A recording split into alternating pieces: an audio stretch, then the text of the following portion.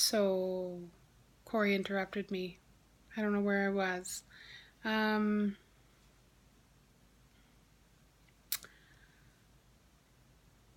where was I? They took me off fluids, had a catheter. She came in, the nurse on the night or the evening shift, and said, "Have you been up and moving around?" And I said, "No." The doctor told me to relax and rest because I had a second surgery and I had a blood transfusion, and they wanted me to rest. And she said, "Well, I've been doing this job for 20 years and I've never heard that before." And I'm like, "Well, I'm not making it up. Like, I want to get out of here." I don't think she believed me. I think I had her on the evenings, um, a few evenings after, and I think that she realized that I wasn't trying to get out of moving around and get out of doing anything. That's what the intern told me to do. That's what the resident or whatever he was. So we didn't get off on the right foot, me and her. I don't think she realized that I was not trying to sabotage my health.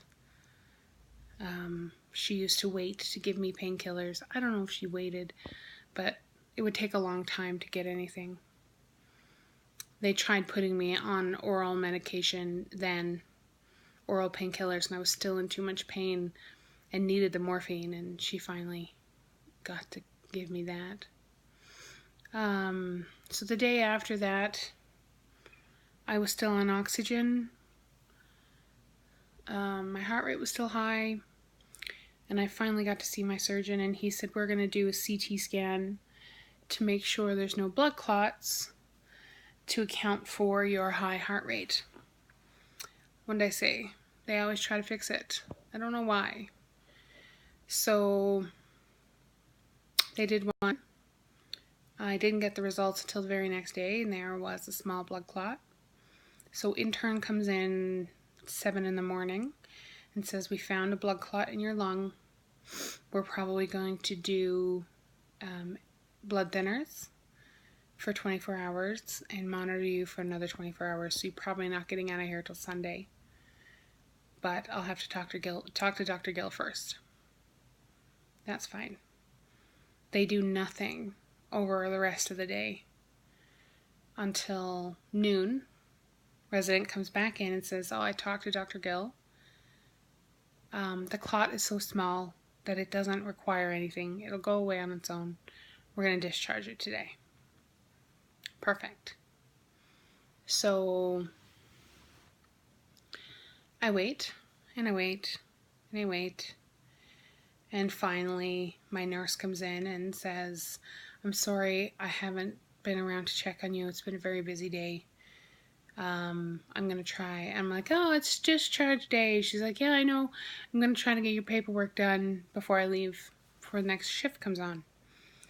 Unfortunately, she's not able to do that, so the next nurse comes in, who was the nurse that didn't believe me when I said I was supposed to rest. And I said, "It's discharge day." And she's like, "Are you sure? Because I don't have anything in the system." And I'm like, "That's what the resident told me."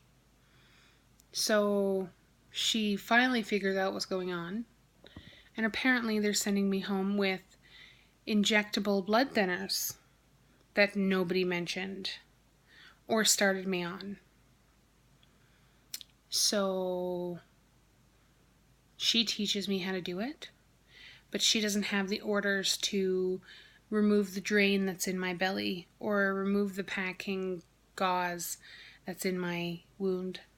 She has to wait for all of that. So she finally gets that removed. And I said, "Okay, so do I get to shower before I get out of here?" And she said, "Well, you could take a quick shower, but I'm not sure because we have your bed already booked." And I'm like, I just sat around for a full shift waiting for you people to get done what you needed to do. And now you're telling me I can't shower because you have my bed booked. Anyway, I just wanted to get out of there. I wanted to get home. So I went home and I tried to fill my prescriptions. and I was able to fill like my painkillers and the milk of magnesia that they give you to counteract the codeine in the painkillers so you don't get constipated. They give you something to control your stomach acid. And then I go to fill the injectables. No, the prescription is wrong. They have written it in such a way where it says an injectable product that's supposed to be taken orally. So then I have the pharmacy page my doctor, and I go home and I see my puppy, which was nice. I got to get some sleep and some real food. Not real food, still full fluids, but not hospital food. And then now I don't hear from the pharmacy, so I call the pharmacy again. Nothing from my surgeon yet, so they call again. I wait a couple hours, still nothing. So I go to the emergency room in the town that I'm from, which is not the hospital I had the work done, and I tell them what happened. And they said they finally was able to talk to my surgeon, and this is what he needs. So they wrote the prescription properly. So my fiance goes to Shoppers to fill it. They don't have it. They won't have it until Monday. So, perfect.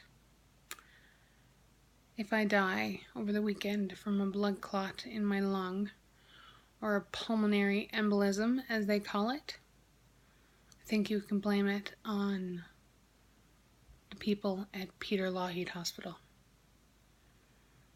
I shouldn't say that. The biggest issue right now is that my abdomen is still tender. There's still some gaping wounds there that have to heal. I'm doing a lot of coughing, which hurts like hell, but has to be done. My bowel movements are completely blood because all of the blood that I lost drained into my bowel, so it's gross. My voice sounds like this because it's dry and it's winter now, and I can't really take big, huge breaths. Yeah, because it hurts. Combination of a lot of things, I think.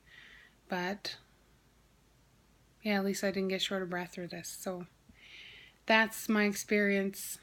That's what happened. That's what I dealt with. I took painkillers before I started this video, and I'm pretty tired now. So I guess they're kicking in. I did get my second bariatric box, so I'm going to do a video of that here shortly when Corey gets home and he can help me film. And other than that, don't let it scare you. At this point, I'm still focusing on short-term pain for long-term gain. And I hope that that remains the case. I'm sure that it will. Right now, I'm just tired and in pain and really tired of the inconsistencies and inadequacies of the people that I dealt with at the hospital. And I'm sure that they're good at their job, and if they weren't overworked, they probably wouldn't have these inadequacies, but they are. So thank your nurses, support your nurses, but holy hell, people, hire more nurses.